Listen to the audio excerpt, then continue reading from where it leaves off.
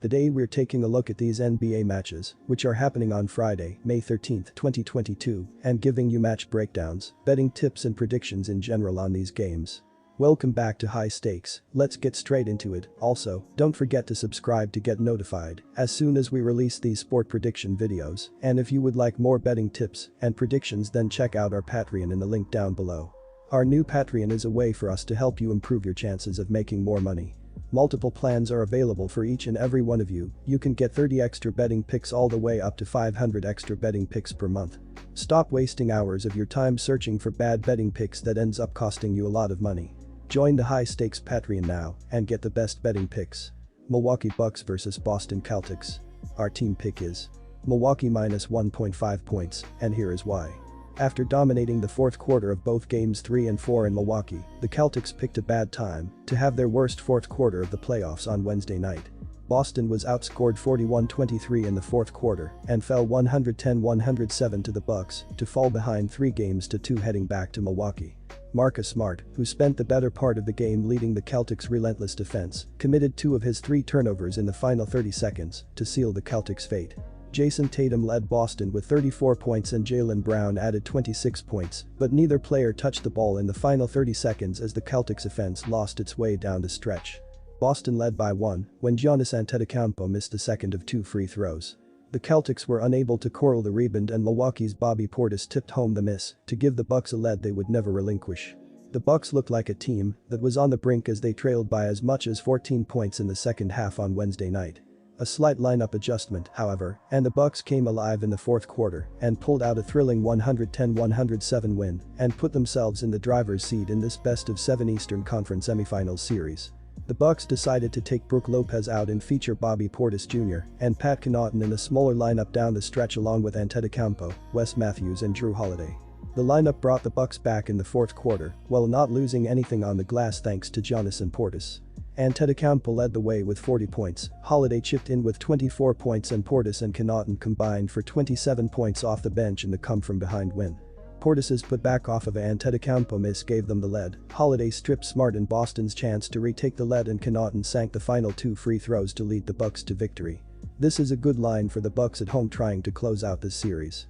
Milwaukee has been thoroughly dominant on the glass over the last 3 games, and that trend should continue in this game.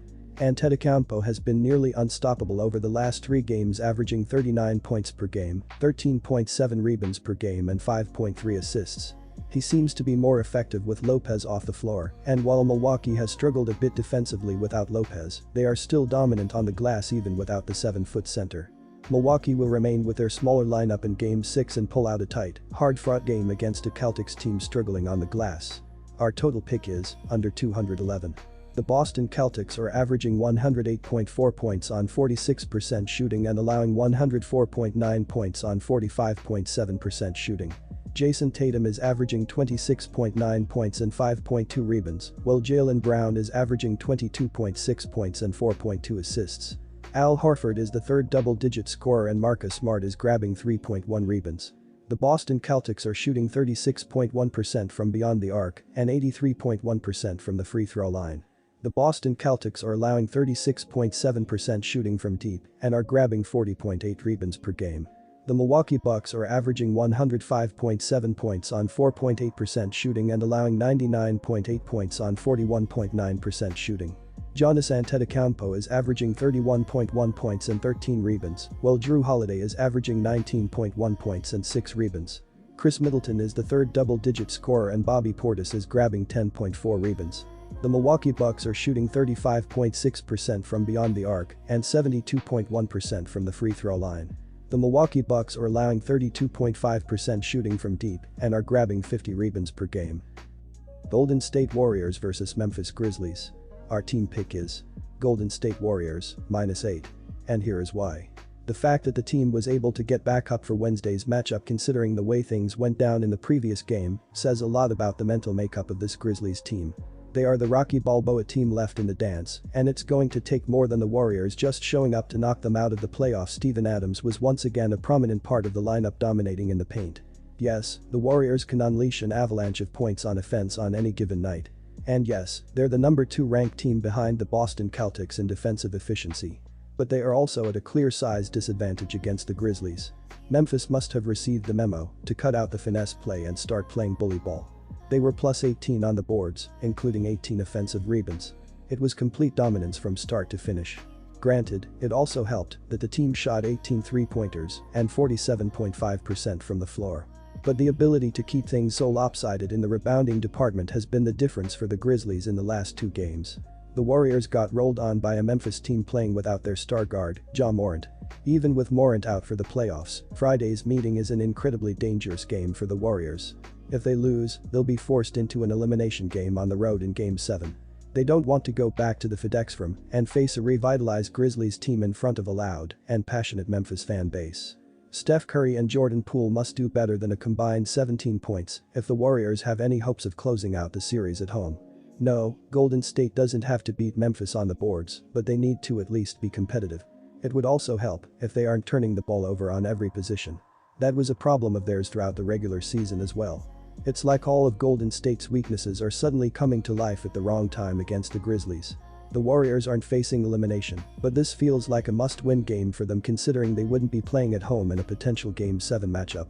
You can already feel the momentum beginning to shift in the series with the Grizzlies nearly toppling the Warriors on the road ahead of Wednesday's shocking blowout victory.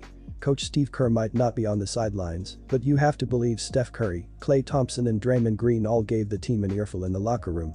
They'll all be the first ones to take accountability for an ugly Game 5 performance, and they'll be the ones responding in a bounce-back game on Friday night to close out the series. The knockout blow is coming. Curry isn't being held to only 14 points, and Jordan Poole's stat sheet will be like night and day to his 3-point showing in his last outing. It almost feels like the Grizzlies need to be perfect to steal a game on the road against the Warriors. They've played sensational in back-to-back games, but this will be the game where reality smacks them clean in the face. They aren't quite ready for this moment just yet, but they are clearly on their way. The championship experience of the Warriors will come into play as they clean up their act and do what they should have done in Game 5. I'm laying the points and taking the Warriors to put an end to a valiant effort from Memphis.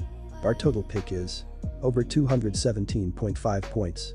The Memphis Grizzlies will be looking to square up the series after making light work of the Warriors in a dominant 134-95 win in Game 5 on Wednesday.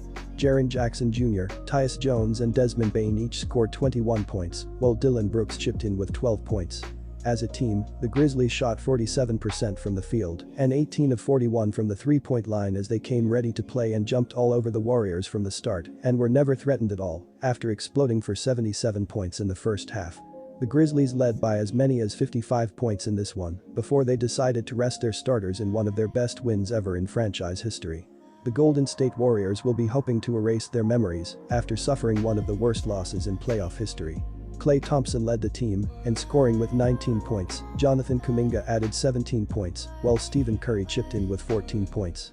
As a team, the Warriors shot 45% from the field and 14 of 39 from the 3-point line as they didn't match the intensity of the Grizzlies right from the start and never found their rhythm after leaking 77 points in the first half and 119 points after 3 quarters. Jordan Poole scored just 3 points on 1 of 6 shooting off the bench, while Otto Porter Jr. finished scoreless, but the Warriors committed 22 turnovers and were terrible on the defensive end, so they probably deserved to lose by more. While Memphis dominated just about every facet of Game 5, one eye-popping stat was the way they manhandled the Warriors on the boards. The Grizzlies owned a decisive 55-37 edge on the glass, including an 18-4 advantage in offensive rebounding. The disparity in rebounding was astonishing, but it should be noted that Memphis ranks as the #1 offensive rebounding team in the NBA. If they can come anywhere near replicating these stats in Game 6, the Grizzlies will feel really confident in their ability to force a Game 7. Up 3-1 in the series, and with a chance to close out a tough opponent on the road, the Warriors no-showed in Game 5, getting run off the floor from the jump. For a franchise that ranks among the most impressive in the NBA over the last decade, Wednesday night was one to forget. The good news for Golden State is that they still hold the upper hand in this series and just need to win one more on their home floor to punch their ticket to the Western Conference Finals. Another good sign was the play of Klay Thompson, who shined in just 25 minutes of work, putting up 19 points on 7/12 shooting. Disclaimer, no financial advice. The information on this channel is provided for education and informational purposes only, without any express or implied warranty of any kind, including warranties of accuracy, completeness, or fitness for any particular purpose. The information contained in or provided from or through this channel is not intended to be and does not constitute financial advice, investment advice, trading advice, or any other advice. The information on this channel and provided from or through this channel is general in nature and is not specific to you, the user, or anyone else. You should not make any decision, financial, investment, trading, or otherwise, based on any of the information presented on this channel without undertaking independent due diligence and consultation with a professional broker or financial advisor.